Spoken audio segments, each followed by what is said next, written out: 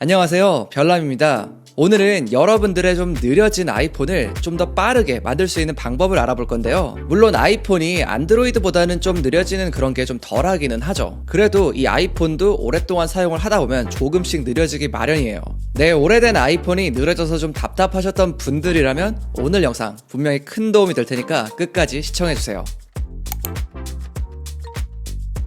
iOS 12부터 적용되죠. 아이폰에는 스크린타임 기능이 있어요. 이 스크린타임 기능은 내가 아이폰으로 어떤 앱을 가장 많이 썼는지 이런 것들을 시간으로 보기 쉽게 알려주는 기능인데요. 사실 이 기능을 잘 쓰시는 분들도 계시고 또 아예 보지 않는 분들도 많이 계세요. 만약 자주 쓰지 않으신다면 저는 이걸 끄는 걸 추천드립니다. 스크린 타임은 제가 방금도 말씀드렸다시피 내 아이폰의 전체적인 부분을 체크해주는 기능이에요. 한마디로 내가 모르는 사이에 내 아이폰의 모든 부분을 체크하게 됩니다. 당연히 백그라운드로 돌아가게 되겠죠. 내가 알지도 못하는 사이에. 이것도 역시 전력을 소모하고 또 동시에 CPU도 소모를 하기 때문에 굳이 안 쓰신다면 꺼주는 걸 추천드립니다. 이 기능은 예전 배터리를 절약하는 방법에서도 알려드린 적이 있었죠. 설정에서 손쉬운 사용으로 가주시면 여기에 동작이라는 항목이 있습니다. 아래를 보면 동작 줄이기라는 항목이 보일 거예요. 아이폰 11 이상을 쓰시는 분들은 이걸 사실 건드릴 필요가 없긴 하지만 만약 아이폰 6나 7 같은 좀 오래된 아이폰을 사용하신다면 이 동작 줄이기 항목을 한번 활성화시켜 보세요. 그러면 적어도 기존보다는 속도가 조금은 빨라질 거예요. 대신 여러분들의 GPU를 덜 쓰게 만드는 거기 때문에 애니메이션 기능은 사라진다는 것도 꼭 참고하시고요. 자, 이번에는 페이스 아이디 설정이에요. 아이폰 10 이전 모델을 쓰신다면 사실 상관이 없긴 한데 어쨌든 이 10 이후에 사용하시는 분들을 위해서 제가 조그만한 팁을 하나 준비했습니다. 이 페이스 아이디는 저는 잘 인식이 되는 편인데 이것도 간혹 좀 잘 인식이 안 된다, 요렇게 좀 불평불만 하시는 분들도 제법 계시더라고요. 그래서 그런 분들을 위해 좀 도움이 될 만한 방법을 알려드릴 거예요. 먼저 설정에서 페이스 아이디로 들어가 주세요. 그러면 여기에 대체 외모 설정, 이 부분이 있을 거예요. 이거는 두 가지 용도가 있는데요. 하나는 내가 아닌 다른 사람도 인식하게 해줄 수 있는 기능이고 또 하나는 본인의 얼굴을 한 번 더 스캔하는 거예요. 이렇게 대체 외모 설정을 이용해서 한 번 더 스캔해 주면 기존보다 더 많은 그런 데이터를 가지게 되겠죠. 더 많은 데이터를 가지면 당연히 좀 더 다양한 각도에서도 이 얼굴 인식이 조금 더 빨라지는, 또 인식률도 높아지는 그런 결과를 가지고 오게 됩니다. 그러니까 기존에 좀 잘 인식이 안 됐다, 이러셨던 분들이 사용하면 정말 좋은 기능이겠죠. 얼마나 빨라지겠어 이렇게 생각하시는 분들이 계실진 모르겠지만 생각보다 빨라집니다. 다음은 자동 업데이트를 좀 건드려 줄 건데요. 이 자동 업데이트가 원래 이제 기본 설정으로 보통 되어 있는 경우가 많은데 한마디로 여러분들의 이제 핸드폰 업데이트, 이거를 자동으로 하게 해주는 거예요.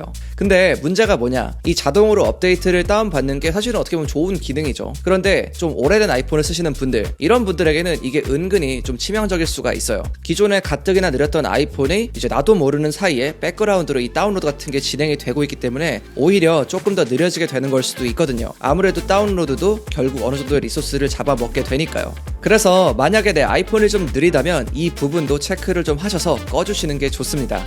방법은 굉장히 간단한데요. 설정에 가셔서 일반으로 가주시고요. 소프트웨어 업데이트 항목으로 들어가 주세요. 여기에 들어가면 자동 업데이트라는 항목이 보이실 텐데 또 여기를 클릭해 보시면 이런 두 개의 항목이 보일 겁니다. 하나는 iOS 업데이트 다운로드, 또 하나는 iOS 업데이트 설치, 이렇게 두 개가 보이죠. 여기서 iOS 업데이트 다운로드 항목을 해제해 주시면 돼요. 많은 분들이 잘 모르고 계실 수 있지만 이 스마트폰을 느리게 하는 원인 중 하나가 바로 스토리지 공간을 제대로 관리하지 못했을 텐데요. 이거는 비단 스마트폰만 적용되는 게 아니라 컴퓨터로 치면은 하드디스크를 관리를 제대로 못하면 이런 현상이 벌어질 수가 있어요.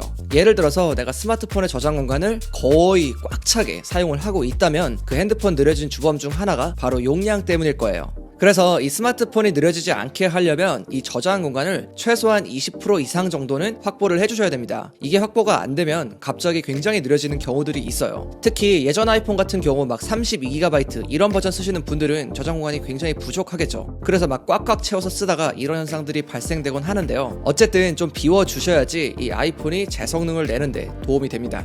설정에서 일반으로 들어가 주시면 저장 공간이라고 있습니다. 이걸 클릭하면 현재 내 아이폰의 저장 공간이 어떤 식으로 쓰여지고 있는지 나오는데요. 간혹 이 앱이 이렇게까지 용량을 많이 차지했나? 이런 경우들도 있죠. 이럴 때는 그런 부분들을 삭제해 주시면 됩니다.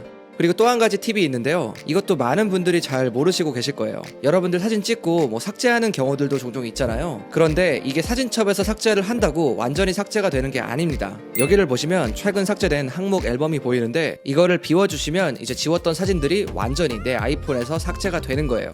이런 부분들도 은근히 용량 차지를 많이 하고 있기 때문에 한 번씩 비워주시면 도움이 되실 겁니다. 그리고 또 한 가지 팁이 있어요. 카메라 설정을 좀 바꿔주시는 건데요. 카메라 설정에 들어가셔서 포맷에 들어가 주시면 여기에 이제 고효율성과 높은 호환성이 있습니다. 기본적으로 고효율성이 선택되어 있으실 텐데 고효율성이 아무래도 용량을 훨씬 더 적게 사용하기 때문에 이걸 선택해 주시는 게 저장 공간에 좀 더 유리하고요. 그리고 이제 프로 로우 같은 경우는 이제 사진을 이제 전문가급으로 찍는 기능인데 최근 프로를 구매하셨던 분들에게는 이 기능들이 들어가 있습니다. 이 기능을 잘 쓰시고 계신 분들은 상관이 없지만 뭐 특별히 필요하지 않다면 이 기능은 꺼주시는 게 공간 활용에 좀 더 좋을 거예요.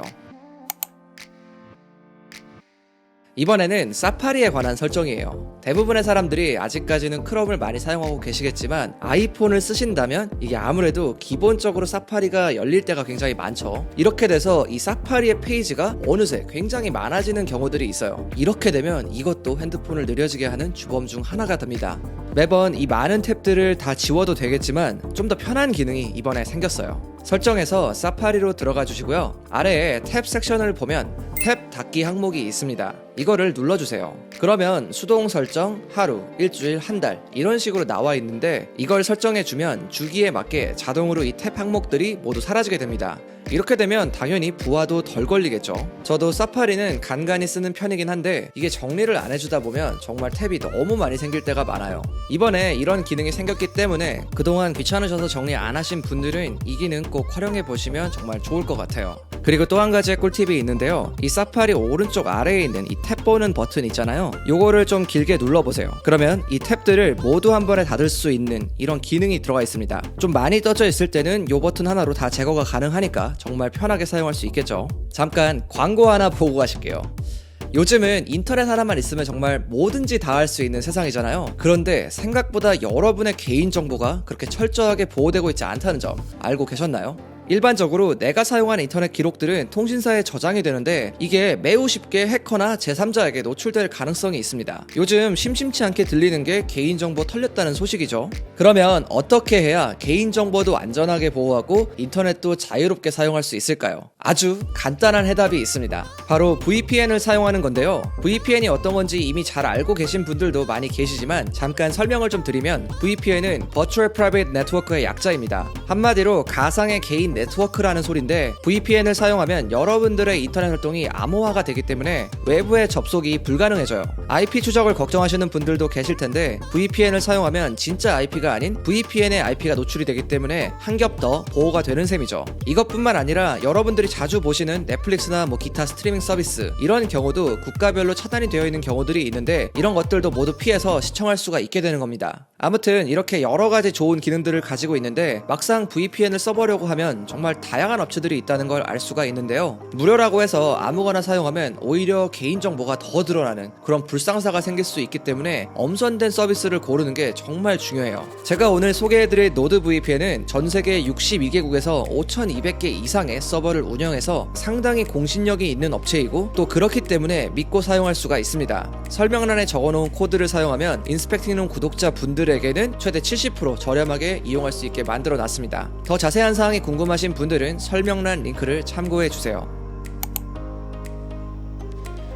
이번에는 앱을 자동으로 업데이트되지 않게 하는 건데요. 설정에 들어가시면 앱스토어라는 항목이 있습니다. 여기에 앱이랑 앱 업데이트 항목이 있는데요. 간단하게 설명하면 자동으로 업데이트를 시켜주는 기능이에요. 이것들도 역시 백그라운드로 진행이 되기 때문에 내가 모르는 사이에 이 아이폰의 리소스를 점유하고 있을 수가 있거든요. 이 기능을 잘 활용하고 계신 분들이라면 굳이 꺼줄 필요는 없습니다. 하지만 아까도 말씀드렸다시피 내 아이폰이 좀 느려서 어떻게라도 조금 빠르게 만들고 싶으신 분들이라면 이것도 좀 꺼주시면 어느 정도 도움이 될 수 있습니다.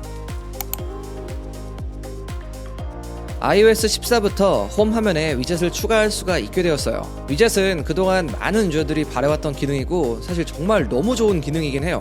하지만 이 위젯들이 너무나 많이 설정이 되어 있다면 그냥 CPU만 많이 먹는 애물단지가 될 수도 있어요. 저도 처음에는 이게 너무 예뻐서 정말 완전 도배를 하다시피 사용을 했었거든요. 그랬더니 핸드폰도 좀 느려지고 또 배터리도 소진이 정말 빨라지더라고요. 그래서 그 다음부터는 이제 필수적인 것들만 넣고 사용을 하는데, 이 위젯이라는 게 백그라운드로 상시 돌아가는 거기 때문에 꼭 필요한 정도로만 사용을 해주시는 게 좋아요. 너무 과하게 사용하면 오히려 아이폰의 성능을 망칠 수도 있습니다. 아무튼 꼭 필요한 것만 사용하시는 걸 추천드릴게요. 오늘은 이렇게 느려진 내 아이폰을 조금 더 빠르게 만들 수 있는 방법들에 대해서 알아봤어요. 어때요? 여러분들에게 좀 도움이 되셨을까요? 아무튼 오늘 영상이 좀 도움이 되셨다면 저에게 구독과 좋아요 한 번씩 눌러주시고요. 지금까지 별남이었습니다. 바이.